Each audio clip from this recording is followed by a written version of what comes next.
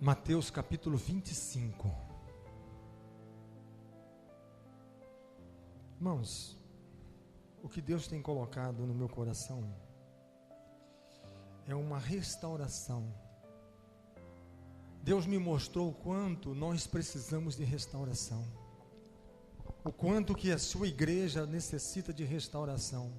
Você não tem ideia o quanto você precisa ser restaurado.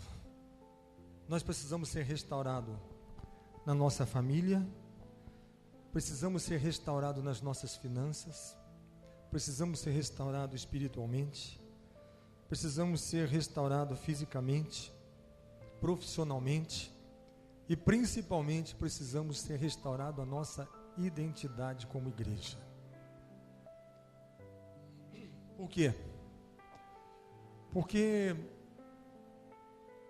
nós pensamos que está tudo bem, sabia? O inimigo conseguiu enganar tanto, que a gente está passando por uma crise mundial sem perceber. Antes de eu vir para cá, eu estava trazendo uma palavra lá no Novo Vêncio. A crise que passava Eli, que era o sumo sacerdote, os seus filhos. Mas espera aí, eu sou o sumo sacerdote e eles são sacerdotes. A arca da aliança está aqui, a presença do Senhor está aqui, o altar está aqui. Mas o Senhor falava assim: mas eu não estou aí, a minha presença não está aí.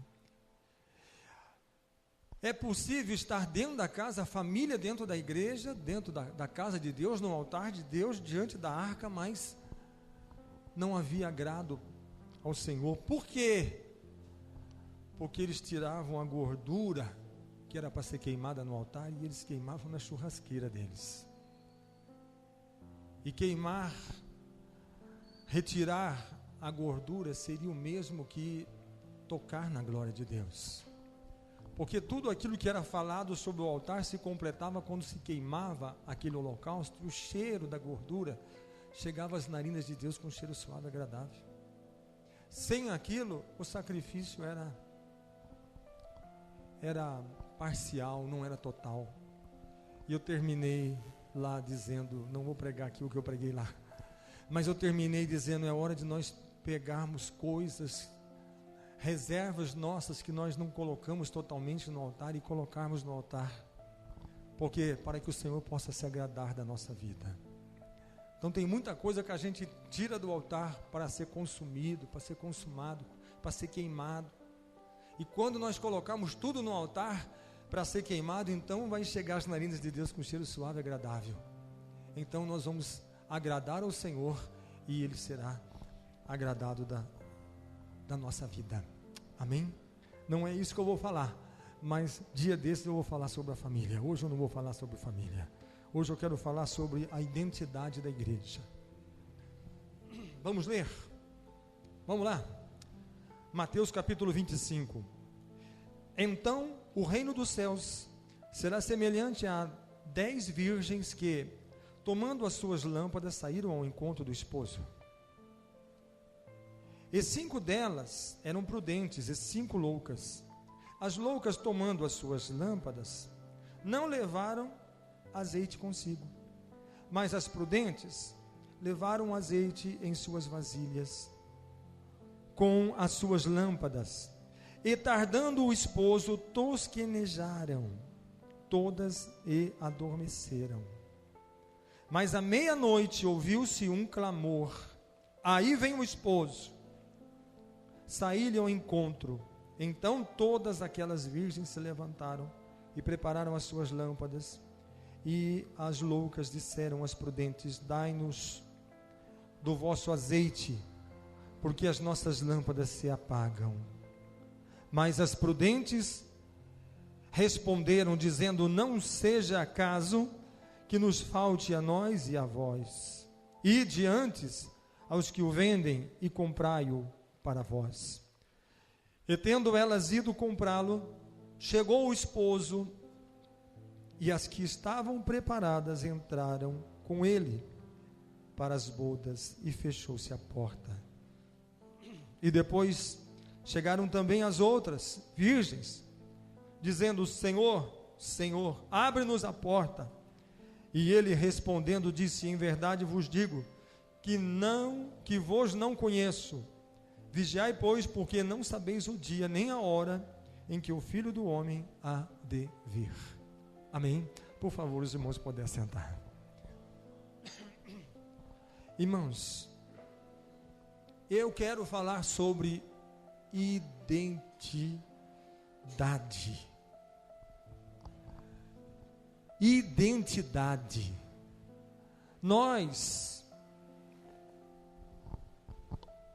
O que eu vou falar aqui, irmãos, eu quero que você preste atenção, porque nós perdemos a nossa identidade.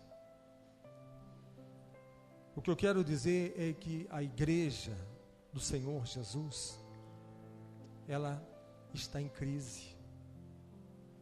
A igreja está em crise. E não é só no Brasil, mas é no mundo inteiro. Não sou eu que estou dizendo, mas é a palavra que diz. Não sou eu que estou dizendo, mas a Bíblia diz isso. Por quê? Porque quando nós temos que entender uma coisa.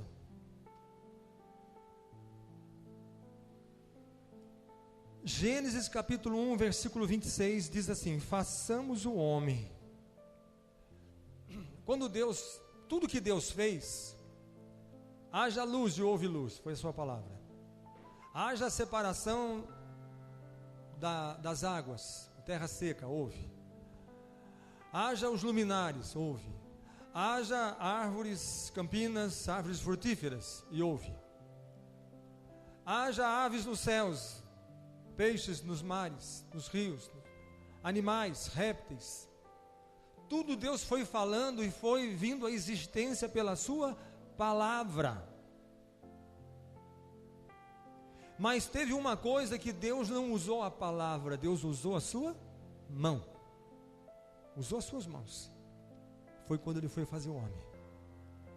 Mas antes do homem ser criado por Deus e Deus pegar o pó da terra e fazer forma e dar forma ao homem, antes disso, antes dele botar a mão não na massa, mas na terra, no barro, como um oleiro, Deus disse assim: façamos o homem segundo a nossa imagem e semelhança. Vamos fazer o homem segundo a nossa imagem e semelhança? Por quê? Porque todas as coisas tinham a sua forma, tinha a sua maneira de ser, mas Deus queria fazer no homem uma expressão da sua glória. O que eu quero dizer é que Deus sonhou com o homem é sonho de Deus. Sabe quando você tem um sonho de fazer uma casa, você compra um terreno, e você vai naquele terreno lá, que só tem mato, e você fala assim: aqui, olha, vai ser o meu quarto, ali vai ser a minha sala. Por enquanto não tem nada, é só mato, mas na sua imaginação você está sonhando: ali vai ser a porta, ali vai ficar o sofá, ali vai ficar a minha televisão, aqui vai ficar o meu fogão, ali vai ficar a minha geladeira. Ainda só tem mato, não tem nada, o terreno está vazio, mas está tudo dentro da onde? Da sua cabeça, da sua mente. E o que eu quero dizer para você, que antes de Deus fazer o homem, Ele criou na sua mente, Ele teve um sonho de fazer o homem, e Deus fez o homem à sua imagem e à sua semelhança. E depois disso veio o que? A queda do homem, e o homem perdeu a sua imagem, o homem perdeu a sua semelhança, o homem ficou desfigurado daquilo que Deus criou, da imagem e da semelhança que Deus criou. E para isso Deus enviou o seu Filho, Jesus, para trazer de volta, para resgatar, para restaurar o sonho do coração de Deus. O sonho do coração de Deus é ter o homem segundo a sua imagem e semelhança, não importando o preço que teria que ser pago, porque o preço foi alto, para que o homem tivesse de volta a imagem e a semelhança de Deus. Então, através do Senhor Jesus, por isso que Ele diz: eis que faço nova todas as coisas. Por quê? Porque o barro tem essa vantagem, pode se desmanchar na casa do oleiro, o oleiro desmancha e faz um outro vaso, dá aparência nova. Então houve uma segunda chance. Eu faço nova todas as coisas. Eu pego esse barro que está danificado, que está desfigurado, eu vou amassar ele e vou fazer de novo. Eu faço nova todas as coisas. E criou o homem, a imagem e a semelhança, recriou. E esse homem recriado é a igreja do Senhor Jesus Cristo, é a noiva do Cordeiro, é aquela que ele vai voltar para buscar, que a Bíblia cita como noiva. E daí é que eu quero entrar na mensagem, porque esse foi o esboço, mas agora nós vamos meditar a palavra. Nós como igreja fomos recriados por Deus. Nós como igreja fomos feitos novamente à imagem, à semelhança de Deus. O sonho de Deus voltou a ser a realidade na minha vida e na sua. Mas tem uma coisa, o diabo insiste, Satanás insiste em fazer com que nós possamos perder a nossa identidade. Mateus capítulo 4, versículo 3, quando houve a tentação de Jesus, Jesus foi tentado, e logo de cara o diabo chega para Jesus, e ele pergunta assim: se tu és o Filho de Deus, ordena para que essas pedras se transformem em pães. Por que ele fala isso? Para fazer o quê? Ele vem, se você é o Filho de Deus mesmo. Por quê? Porque ele vem querer trazer dúvida quanto à identidade. Você é mesmo? Prova que você é. Prova que você é o Filho de Deus. Transforme pedras em pães. Jesus, como Filho de Deus, não veio aqui para provar nada. Ele veio aqui, sabe para quê? Simplesmente para ser o Cordeiro de Deus oferecido ao mundo para morrer. Sabe para que Jesus veio no mundo? Para morrer por você, por mim, para dar sua vida, para entregar a sua vida por nós. Ele não tinha que provar nada, mas ele rebate o que o diabo diz, dizendo assim: está escrito, nem só de pão o homem viverá, mas de toda palavra que procede da boca de Deus. Você quer saber se eu sou filho de Deus? Eu posso mostrar. De que maneira? Mostrando que a palavra dele está em mim e eu estou nele. Porque aquele que é filho é nascido de Deus. Ele está em nós e nós, a palavra dele está em nós e nós estamos nele. Essa é a maior evidência, é a maior identidade que nós temos. Então, dá para você entender o que o inimigo tenta fazer. E agora, ele tenta apagar esta imagem da noiva, da igreja, do povo de Deus, do corpo de Cristo.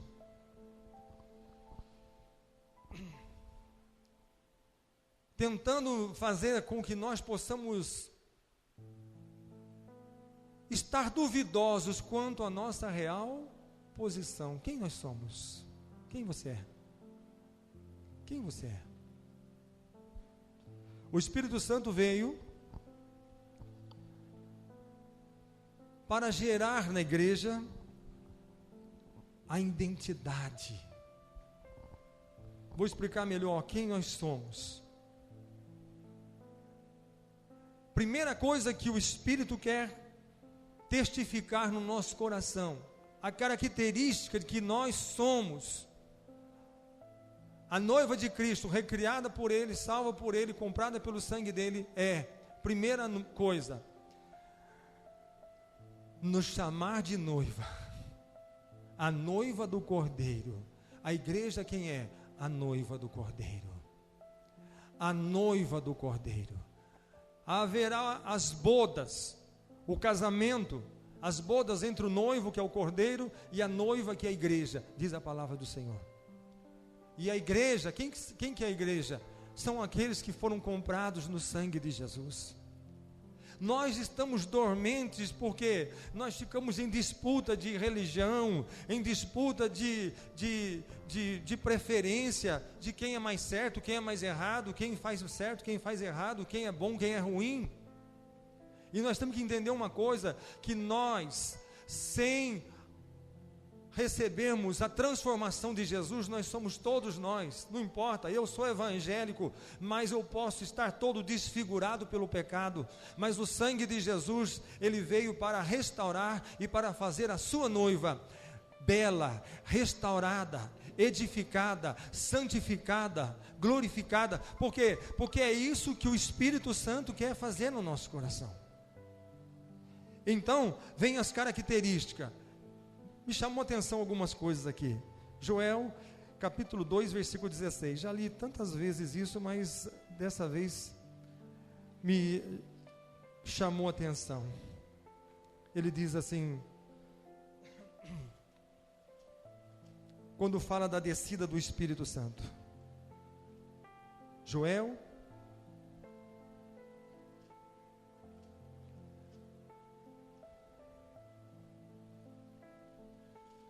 capítulo 2, versículo 16.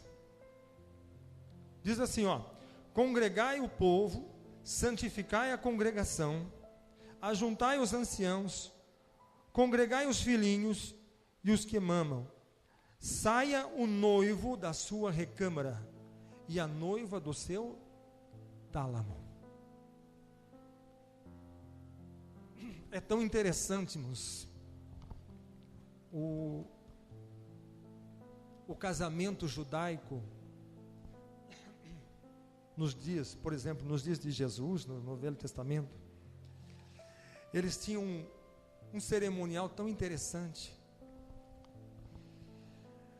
Primeira coisa, o noivo ia casar com a noiva. O que ele fazia? O noivo ia até a casa da noiva, e primeiro o que ele fazia? Ele dava um dote, pagava um preço. Depois o noivo voltava e ia preparar o lugar, a recâmara, onde ele ia casar e trazia a sua noiva. Depois ele ia ali fazer todos os seus preparativos. Ele ia preparar lugar. Ele ia fazer o quarto, uma suíte, ali ia ter a cama, ali ia ter tudo o que eles precisariam. Sabe por quê? Ali tinha que ter comida, ali tinha que ter alimento, provisão, e ali tinha que ter tudo. Sabe por quê? Porque eles ficariam 7 dias dentro daquela recâmara. 7 dias eles ficavam o noivo ali dentro. Havia as bodas, havia a festa, o casamento.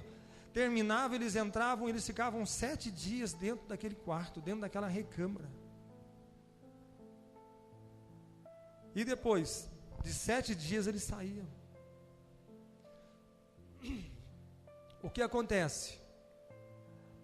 Mas aqui, esse noivo está falando do cordeiro.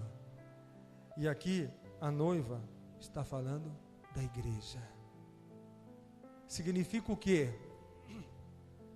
Você está dentro de um lugar construído, reservado, aonde tem todas as provisões necessárias para você comer, para você se alimentar, para você ficar ali muito tranquilo, muito sossegado, não tem que preocupar com nada. Ali tem água, tem comida, ali tem tudo, não te falta nada. Mas quando a palavra do Senhor fala sobre a vinda do Espírito Santo, pela primeira vez esse casamento ele é interrompido. Pela primeira vez a ordem é: sai o noivo e sai também a noiva. Significa o quê? Que Jesus, quando veio a esse mundo, ele saiu. Ele foi para a Judéia, ele foi para a Galileia, ele foi para Canaã, ele foi para Jericó, ele foi para Jerusalém, ele foi para todas as partes. Uma hora na praia, outra hora na vila, outra hora na cidade, nas casas, nas aldeias, nos lugares mais humildes, mais simples, ele esteve. E agora, a palavra também diz que não é para a igreja ficar, a noiva ficar, na onde que a noiva está? Sai a igreja do seu tálamo. Não é gostoso nós ficar aqui? Não é bom? Não é bom? E o diabo quer. Hã? O bom aqui era ar-condicionado, melhor ainda. Hã? Melhor que as cadeiras sejam até mais confortáveis, aveludadas. Tapete vermelho para os crentes entrar dentro. Água fresquinha, de vez em quando um suco, de vez em quando alguma coisa para comer, era bom. Assim a gente ficava até aqui dentro. Água fresca, comida. Nós podíamos viver aqui e nem sair para fora. Mas o Espírito veio e a ordem é essa: saia a noiva do seu tálamo. Sabe qual é a característica, nós de noiva? É aquela que diz assim: eu vou sair do meu tálamo. Sabe por quê? Porque a ordem do Espírito é essa: ide por todo o mundo e pregar o meu evangelho a toda criatura. A ordem que nós recebemos é de nós sairmos por toda parte e dizer: eu sou a noiva do Cordeiro, eu sou a noiva do Senhor Jesus Cristo, aquela que Ele virá buscar. E a ordem que eu dou para vocês é essa: conheça o noivo, receba e também venha fazer parte desse corpo, venha também se tornar a noiva do Cordeiro, venha também receber o seu amor, o seu perdão, venha receber o seu zelo, o seu cuidado, a sua misericórdia. Essa a ordem que Ele deu para nós como noiva. E se nós ficarmos trancafiados, nós perdemos a nossa identidade de noiva, porque o Espírito veio sobre nós, não para, Jesus disse: quando vier, fique na cidade, não saia de lá, mas quando vier sobre vós o Espírito Santo, aí você sai por todas as partes, e os sinais seguirão aqueles que crerem. Nós como noiva, nós temos que preocupar com aquele que está do lado, em frente, do outro lado da cidade.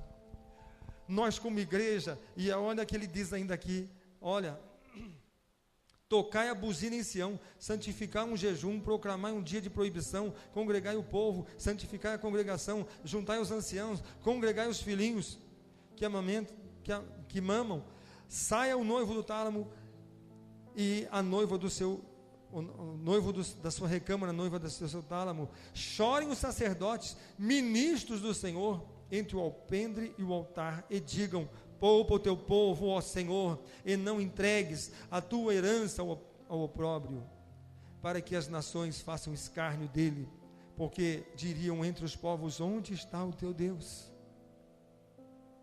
Essa é a primeira característica de nós como igreja. Segunda, rapidamente, vamos abrir a palavra de Deus em Jeremias. Tem muito texto, mas eu não vou ler todos, só esses daqui. Jeremias, depois de Isaías, tem Jeremias capítulo 33.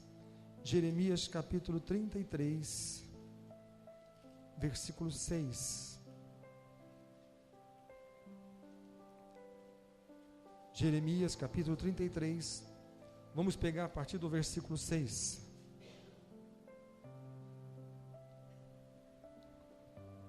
Preste atenção.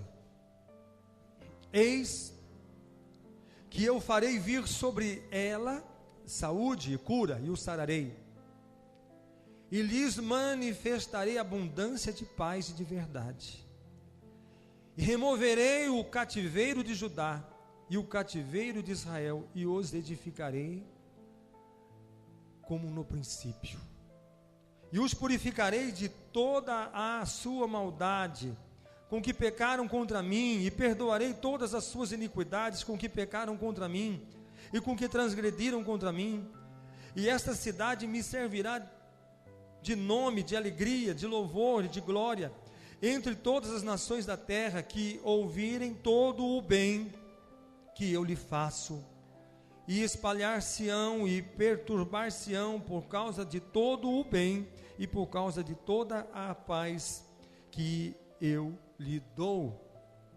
Assim diz o Senhor neste lugar, de que vós dizeis que está deserto, sem homens nem animais, nas cidades de Judá e nas ruas de Jerusalém, que estão assoladas, sem homens, sem moradores, sem animais, ainda se ouvirá a voz de gozo e a voz de alegria, e a voz do noivo, e a voz de esposa, e a voz dos que dizem: louvai ao Senhor dos exércitos, porque Ele é bom, porque a sua benignidade é para sempre. E a voz dos que trazem louvor à casa do Senhor, pois farei que torne do cativeiro da terra, como no princípio, diz o Senhor. Deus está dizendo que Ele está disposto a perdoar os pecados de todos aqueles que pecaram e transgrediram, de todos os moradores, de todos os homens, de todos aqueles que reconhecerem que pecaram e que precisam da graça e da misericórdia do Senhor. Ele está pronto a perdoar. Ele está dizendo assim: eu estou pronto para perdoar a cidade inteira, como eu fiz com Nínive. A única coisa que faltava para Nínive era o profeta Jonas ir até Nínive e dizer assim: arrependei-vos, moradores de Nínive, porque virá sobre vós o juízo. Só que em vez dele sair para a cidade e fazer isso que o Senhor mandou, ele comprou uma passagem, entrou no porão do navio, e você sabe a história, onde ele foi parar. O que aconteceu com o profeta? E quando lá ele se arrependeu, pediu a misericórdia do Senhor: o Senhor te dou a segunda chance, vai lá e diga para esses homens que se arrependam. E a hora que ele falou isso, houve choro, jejum, e os homens se humilharam com pano de saco, cinza e no pó, e pediram a misericórdia do Senhor, o perdão do Senhor, e o Senhor perdoou a cidade inteira. E depois Jonas disse: por isso que eu não queria falar, porque eu sei que o Senhor é rico em perdoar, e se esses povos pedissem perdão e se humilhassem, o Senhor os perdoaria. Eu não queria que eles fossem perdoados, porque eu não gosto deles. Eu não gosto desse povo. Eu não queria que eles fossem para o céu, eu queria que eles fossem para o inferno. Olha a mente do profeta. Ainda bem que a palavra de Deus fala assim: os meus pensamentos não são os teus pensamentos, nem os meus caminhos são os teus caminhos. Por quê? Porque se os pensamentos do Senhor fossem como o meu e o seu, Deus ia ficar preso junto com nós aqui dentro. E Ele fala: não quero isso. Sai a noiva do seu tálamo. Por quê? Porque os moradores da terra ouvirão a voz de noivo e a voz de noiva, quando elas proclamarem a bondade e a misericórdia do Senhor. Sabe o que diz? Quando aquela que se diz esposa, nós não cantamos aqui? O Senhor é bom, o Senhor é bom, e a sua misericórdia dura para sempre. Quando nós cantamos esse hino, Deus está dando oportunidade a todo o quarteirão, aonde está chegando a nossa voz, deles entenderem: o Senhor é bom e a sua misericórdia dura para sempre. Está dizendo: Ele te ama, Ele quer perdoar os seus pecados, Ele é bom, o Senhor é bom. E a igreja canta e diz assim, aqui diz assim: a voz de gozo, a voz de alegria é a voz do louvor, que diz: o Senhor é bom e a sua misericórdia dura para sempre. É vontade de Deus que se adore a Ele, diga que Ele é bom e que a misericórdia dEle dura. Enquanto as pessoas estão achando: Deus se afastou de mim, Deus se cansou de mim, Deus me desamparou, Deus me abandonou. Diga a eles que o Senhor é bom e a sua misericórdia dura para sempre. E se eles quiserem arrepender dos seus pecados, o Senhor está pronto para perdoar os seus pecados, ainda que eles sejam como o escarlate, ainda que sejam como o carmesim. Ele fará você branco como a lã e alvo como a neve, diz a palavra do Senhor. Basta você anunciar, e bem-aventurado é aquele que ouve a palavra do Senhor e crê. Outra coisa, Só mais esse. Apocalipse 21, o último livro de Apocalipse, o último capítulo de Apocalipse, né? Apocalipse é o último livro, o penúltimo capítulo, vai ter 22. 21, 9. A visão que João teve no Apocalipse. O Senhor concede ao apóstolo João aquela visão, e ele está lá vendo as coisas. O que você vê, você escreve. Vem aqui que eu vou te mostrar isso. Vem aqui que eu vou te mostrar aquilo. Vem aqui que você vai ver isso. Vem aqui que você vai ver aquilo. E de repente está aqui, capítulo 21, versículo 9. E veio um dos 7 anjos que tinha as 7 taças cheias das últimas 7 pragas, e falou comigo, disse João, dizendo: Vem comigo, João, mostrar-te-ei a esposa, a mulher do Cordeiro.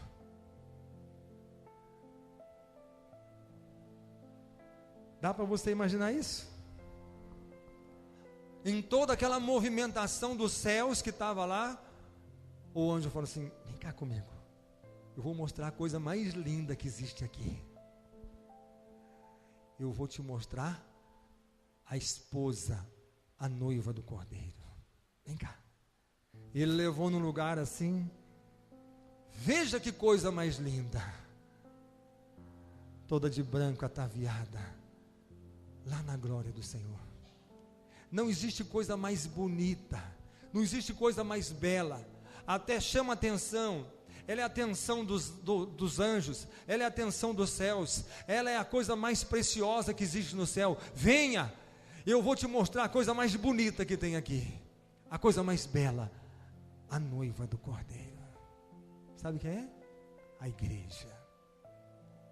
Irmãos, essa é a nossa identidade. Agora, vamos voltar de onde nós começamos. Mateus capítulo 25. Eu quero encerrar com isso. E quero que você entenda o que está acontecendo. Se nós temos tudo isso, sai para fora, diga, e aqueles que te ouvirem, o Senhor abençoará, salvará e perdoará.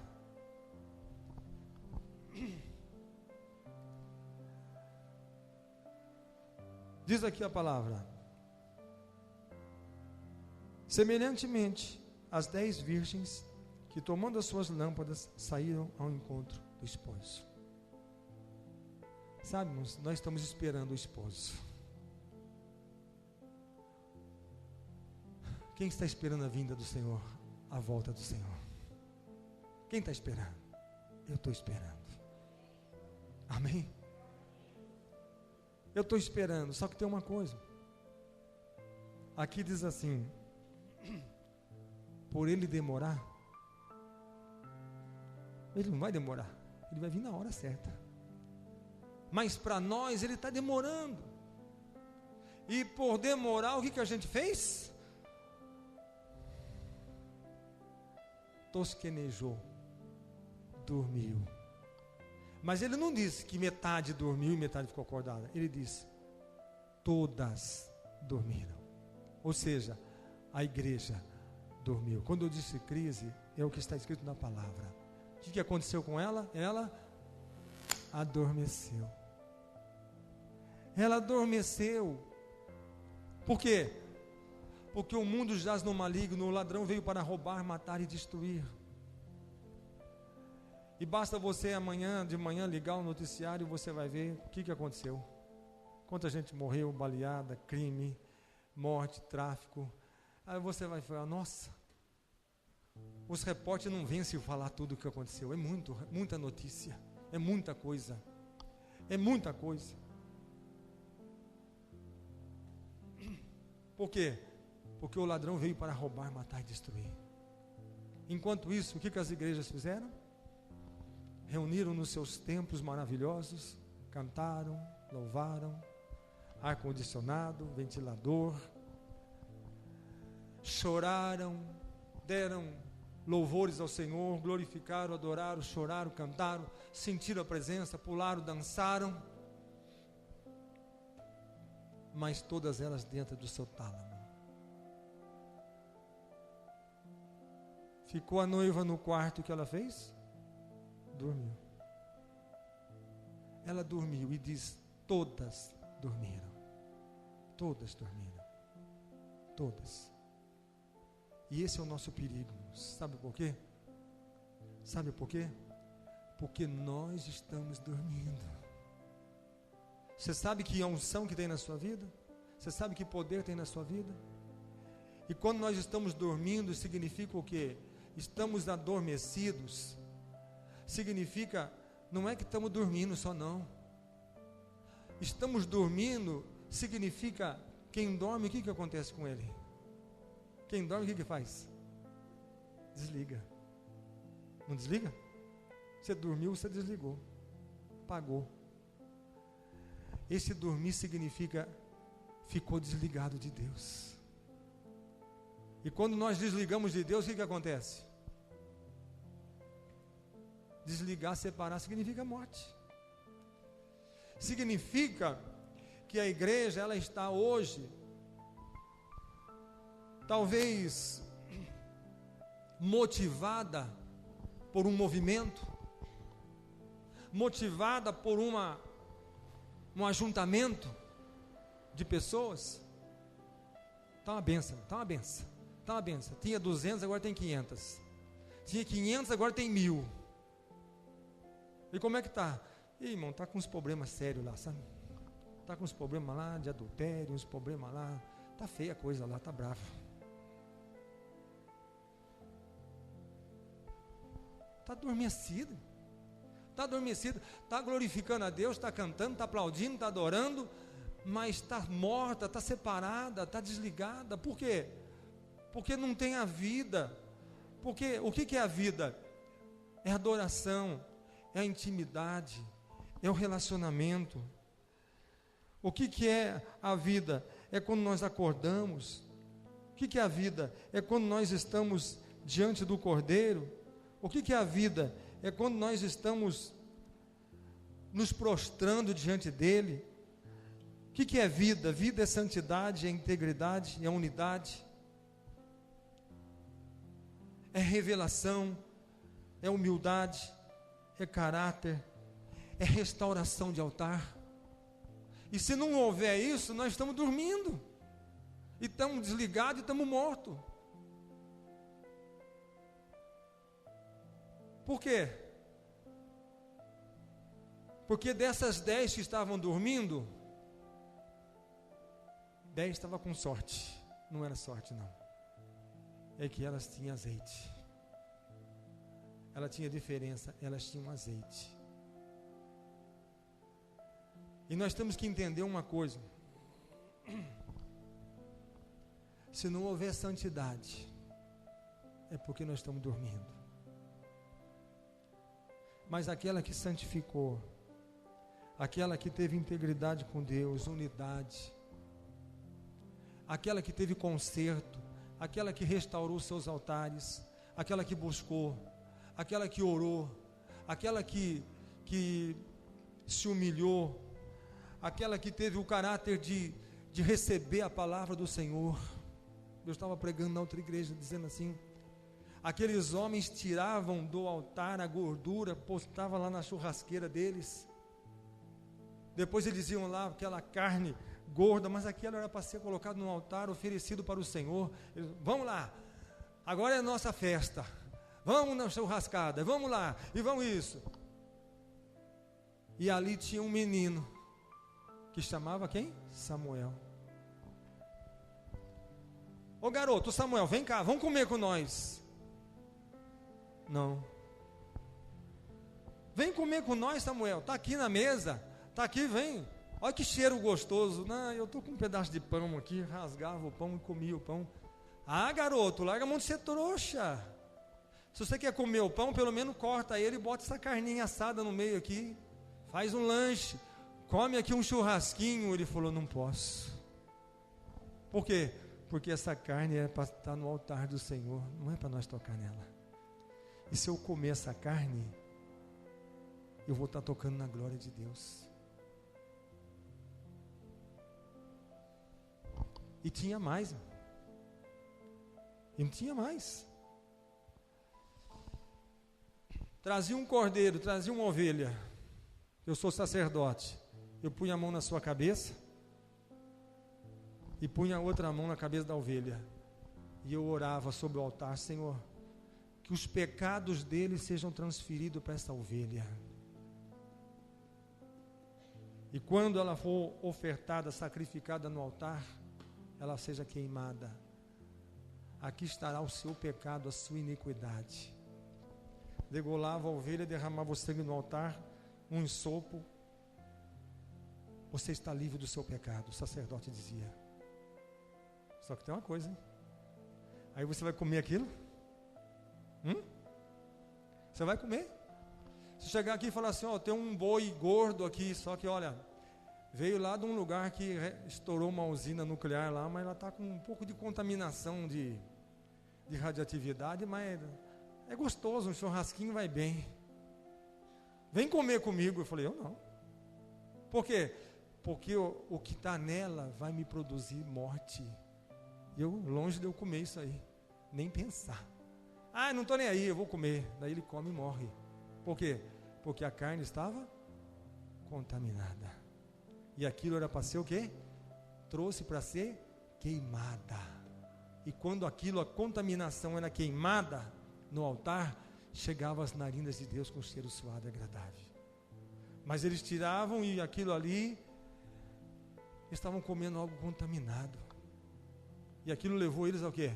À morte, à destruição. Só para nós voltar aqui para encerrar. A hora que ela estão dormindo, nós estamos dormindo. Daqui a pouco chega um e dá um grito. E o grito que ele dá é essa aqui. Aí vem o esposo. Todo mundo acorda. Esse grito vem, é o Espírito Santo. Ele está despertando você. Ele está dizendo, o noivo vem vindo. Já é meia-noite. Meia-noite é o quê? É noite. É trevas. Significa o quê? Que Jesus virá nas trevas. Virá em tempos de trevas. Será que quando o Filho do Homem voltar na terra, achará ainda fé entre os homens? Por se multiplicar a iniquidade, o amor de muitos se esfriará. Será que achará o homem fé, o Filho do Homem fé entre os homens quando voltar na terra? Ele pode achar igreja, mas fé eu não sei. Comunhão, integridade, santidade.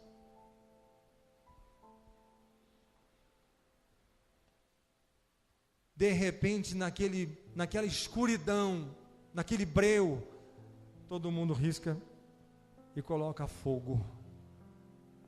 E a lâmpada de 5 acende e a lâmpada de 5 não pega fogo.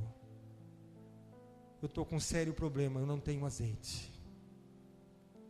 E se eu não tenho azeite, eu não tenho fogo, eu estou em trevas. E quem está em trevas não pode entrar no reino. Só quem tem a luz. E o mais curioso do que isso, irmãos, aquilo que é mais curioso, aquilo que é mais assustador de tudo isso, é que estudos apontam que nesta época que Jesus fala isso, existiam lâmpadas de A a Z. Tinha lâmpada de barro, tinha lâmpada de prata, tinha lâmpada de ouro, tinha lâmpada de tudo quanto é material. Tinha lâmpada que era feito de barro, era baratinha, e tinha lâmpada de ouro que era cara. E tem gente que fala assim, eu quero lâmpadas de ouro. Preocupou tanto em fazer de ouro, mas não preocupou em colocar o azeite. A hora que voltou, ela pode ser de ouro, ela pode ser de prata, mas se ela não tem azeite, você está nas trevas. Não importa se o tamanho do templo, não importa o tamanho do ministério, mas importa se a tua lâmpada, ela tem azeite ou ela não tem.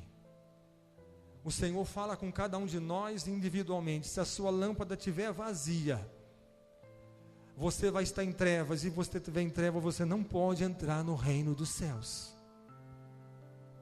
Pode ser evangélico, eu sou da religião evangélica, mas se a sua lâmpada está vazia, você está em trevas. Você precisa ter luz. Você tem que ter o Espírito de Deus, a presença de Deus, a graça de Deus e a glória de Deus. E o pior disso tudo, você não pode dar um pouco do seu azeite para mim? Seu dedo apaga a minha. Vai lá comprar. Vamos correr? Vamos. E as 5 foram correndo. E a hora que elas voltaram, a porta estava fechada. E elas bateram na porta.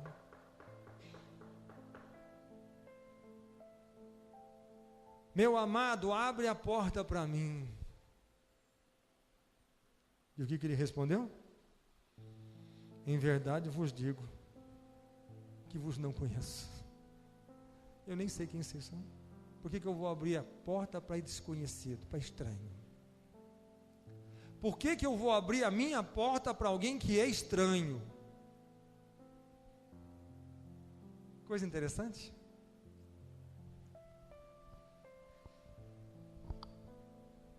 Abraão foi conhecido como amigo de Deus. Enoque andou com Deus. Deus sabia quem era Elias? Sim, mandou até uma carruagem de fogo lá buscar ele.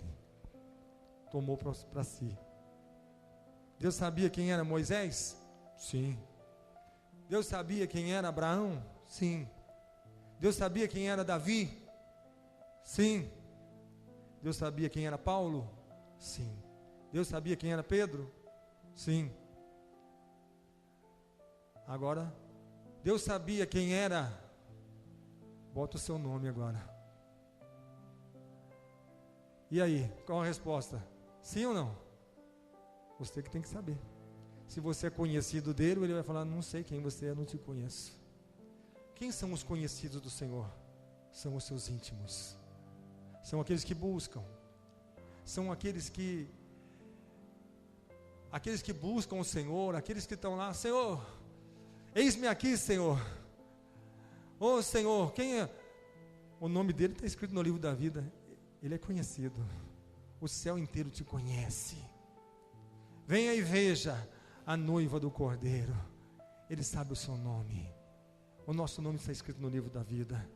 Aceita, receba, creia. Ainda é tempo.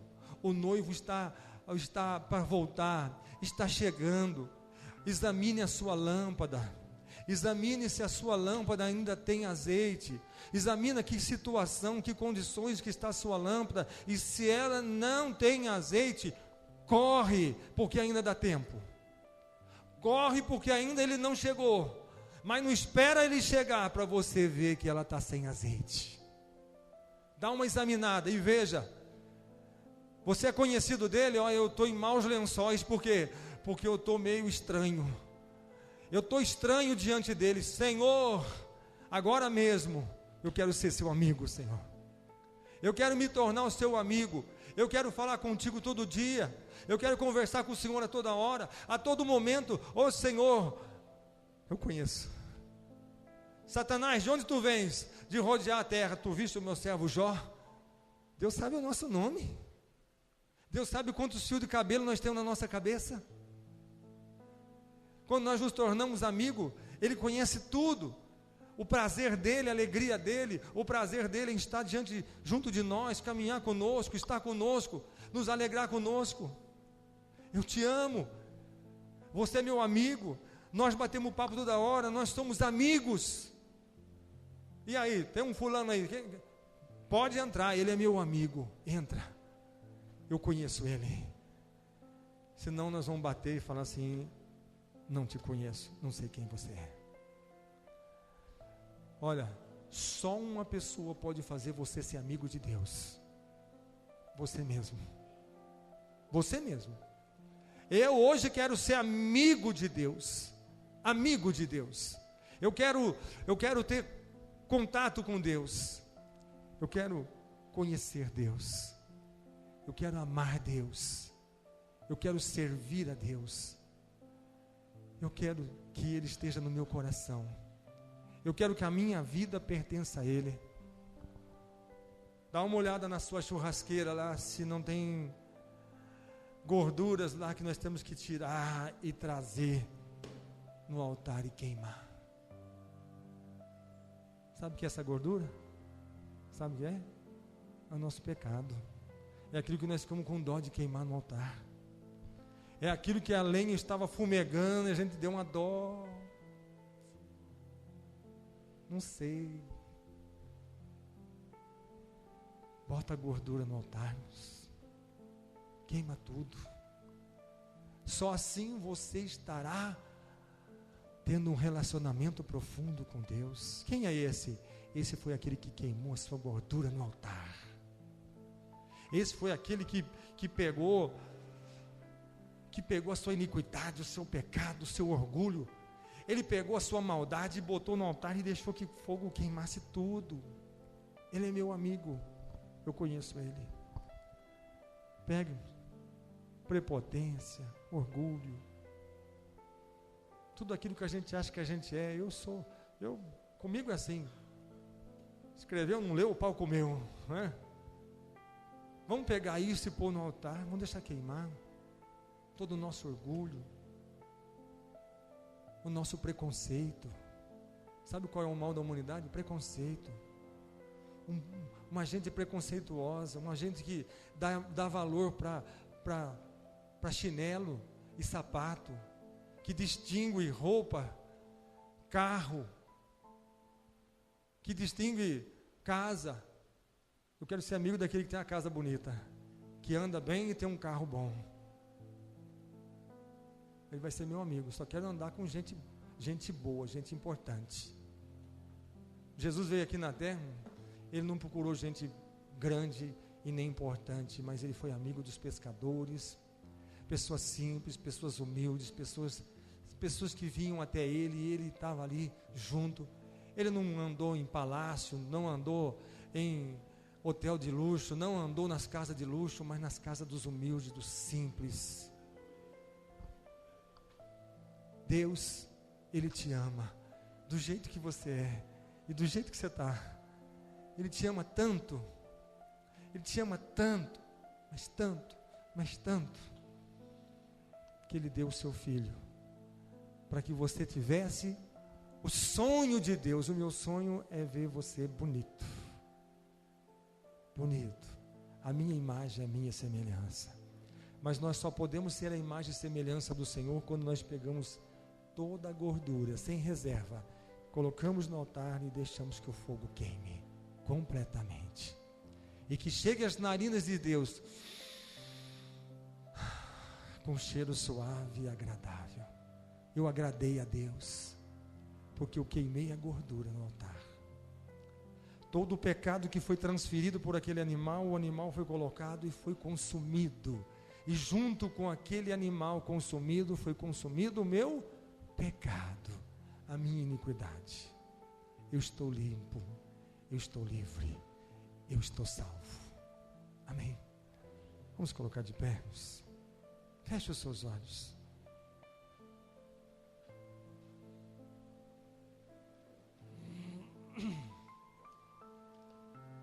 Deixa o Espírito Santo tocar no seu coração. Eu não posso tocar, mas Ele pode. Eu sei que essa palavra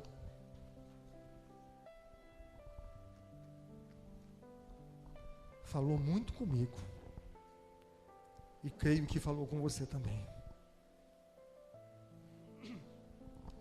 Corre, dá uma olhada, não interessa. O negócio é o seguinte: a minha lamparina é de ouro. Que interessa se ela está vazia? Ela tem que ter azeite, ela tem que ter óleo, senão você vai estar em trevas. Deixa o Espírito Santo alcançar o seu coração. Levante a sua voz agora, adore o Senhor, adore o Senhor, adore a Ele agora. Você está sendo acordado. O noivo aí vem. E se a tua lamparina está vazia, corre. Quem sabe você ainda consegue enchê-la antes que a porta se feche. Antes que ele entre e se feche a porta. E nós fiquemos nas trevas. Hoje ele te chama. Quem quer ser amigo de Deus? Quem hoje quer se tornar amigo de Deus? Deus está restaurando a identidade da igreja. Está restaurando quem somos, quem você é. Que você possa sair daqui dizendo hoje com todas as letras: eu sou a noiva do Cordeiro. E quero sair do tálamo. Eu quero sair pelas praças. E a palavra diz: eles ouvirão a voz da esposa do Cordeiro, da noiva. Porque ela dirá: o Senhor é bom, e a sua misericórdia, ela dura para sempre. Oh Deus maravilhoso. Oh Senhor.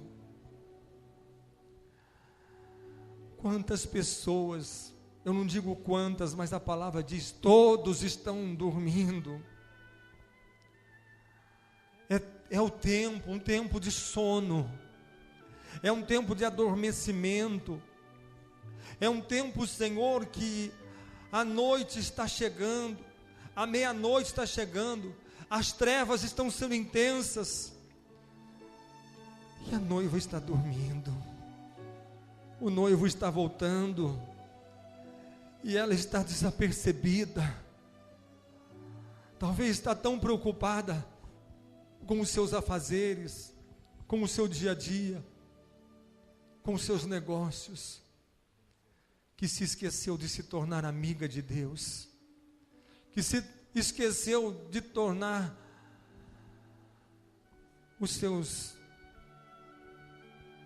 as suas lâmpadas cheias do azeite. Ó Senhor, que esta palavra venha me despertar e despertar a tua igreja hoje. Que as nossas características de noiva hoje possam ser praticadas. E quando nós saímos daqui hoje, nós podemos dizer ao mundo, dizer a esta cidade, como Jonas disse à cidade de Nínive: arrepende, porque virá a ira, virá o juízo. Arrepende-te. E eles ouviram, estremeceram quando ouviram aquela palavra. Oh meu Deus, existe misericórdia para aqueles que se estremecem. Existe misericórdia para aqueles, Senhor, que se arrependem. Existe perdão e misericórdia para aqueles que precisam da misericórdia. Por isso os louvores, a celebração, a alegria, o gozo de se adorar, voz de cânticos de júbilo, dizendo: o Senhor é bom, o Senhor é bom, e a sua misericórdia, ela dura para sempre. Quem crê, receba o perdão. Quem confessa, recebe. Oh meu Deus, que nós possamos despertar desse sono hoje, e esta cidade, Senhor, possa ser rendida aos teus pés, quando ouvirem a voz da noiva, quando ouvirem a voz da noiva dizendo: o Senhor é bom, e a sua misericórdia dura, ela permanece. Ele está pronto para perdoar os seus pecados, se você crer. Ele está pronto para pagar as suas iniquidades, se você assim acreditar. Aceita Jesus, receba o perdão, receba a restauração, receba a salvação, receba a vida eterna que o Senhor te dá. Ó noiva do Cordeiro,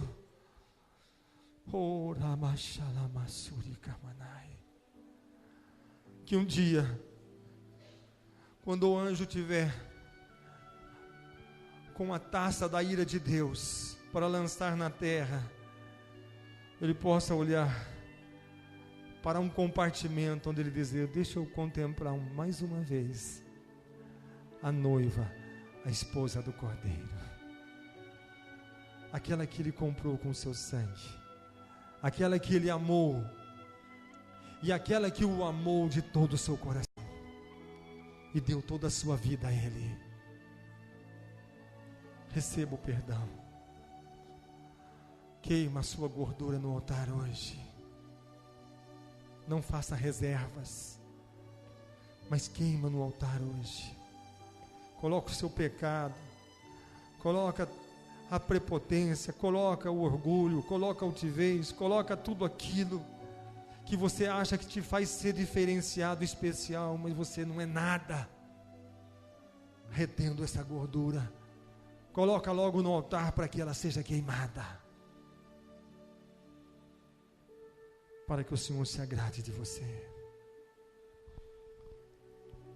Em nome do Senhor Jesus.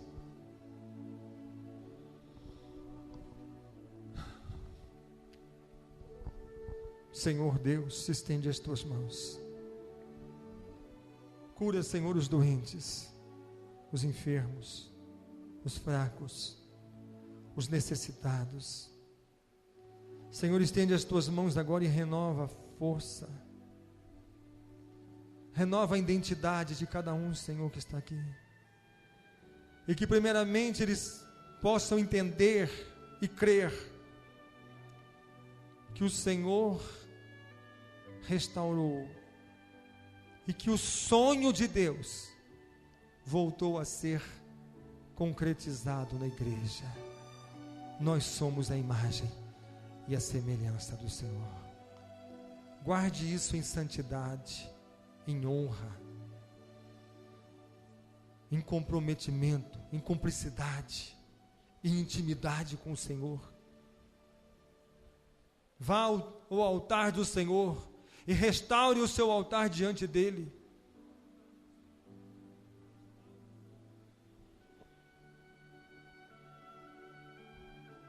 E espere o noivo voltar. Ora vem, Senhor Jesus, porque a minha lâmpada está cheia do azeite. Estou esperando, meu amado. Estou esperando o noivo. Eu não sei o dia nem a hora, mas quando ele vier, eu subirei, porque estou preparado como a noiva, como a igreja que ele comprou com o seu sangue. Em nome de Jesus. Amém. Que a graça de Jesus, o amor de Deus, a comunhão e a consolação do Espírito Santo esteja com todos vós hoje e para todos sempre. Amém. Aleluia.